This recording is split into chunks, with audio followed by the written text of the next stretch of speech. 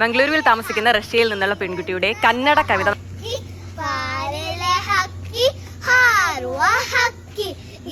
ഒരു പക്ഷിയെ കുറിച്ചുള്ള പാട്ടാണ്. അത് പാടുന്നത് റഷ്യൻ പൗരിയായിട്ടുള്ള ഒരു കുട്ടിയാണ്. കഴിഞ്ഞ 3 വർഷമായി ഈ കുട്ടി ബംഗളൂരുവിലുണ്ട്. അത് ആ കുട്ടിയുടെ അടുത്ത സുഹൃത്താണ് ഈ കന്നഡ അല്ലെങ്കിൽ കന്നഡികയായിട്ടുള്ള മറ്റേ പെൺകുട്ടി.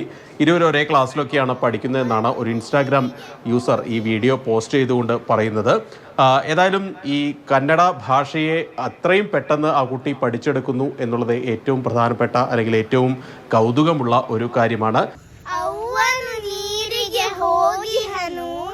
ಅಪ್ಪನು ಪೇಟೆಗೆ ಹೋಗಿಹನು, ಅವ್ವನು ಬರಲಿ ಅಪ್ಪನು ಬರಲಿ, ತಿನ್ನಲು ಹಣ್ಣನು ಕಳಿಸು. അനുകൂലിച്ചും പ്രതികൂലിച്ചുമൊക്കെ ഒരുപാട് കമൻറ്റുകൾ വരുന്നുണ്ട്. പ്രത്യേകിച്ച് ഈ കർണാടക എന്നുള്ളത്, ഈ കർണാടകയായാലും തമിഴ്നാടാണെങ്കിലും ഈ ഭാഷാ പ്രശ്നം രൂക്ഷമായിട്ടുള്ള ഒരു സ്ഥലമാണ്. പ്രത്യേകിച്ച് കർണാടകയിൽ ഇപ്പോൾ ഉത്തരേന്ത്യക്കാർക്കെതിരെ വലിയ തോതിലുള്ള പ്രചാരണമൊക്കെ നടക്കുന്ന ഒരു സമയമാണ്. അതുകൊണ്ട് ഈ ഒരു വിദേശത്തുള്ള ഒരു കുട്ടിക്ക് ഈ കന്നഡ എളുപ്പം പഠിച്ചെടുക്കാമെങ്കിൽ മറ്റുള്ള നാട്ടുകാർക്ക് ഇത് പഠിച്ചാൽ എന്താ, ഭാരതീയരായിട്ടുള്ള മറ്റുള്ള ആളുകൾക്ക് ഇത് പഠിച്ചാൽ എന്താ എന്നുള്ള ചോദ്യങ്ങളൊക്കെ ഉയരുന്നുണ്ട്.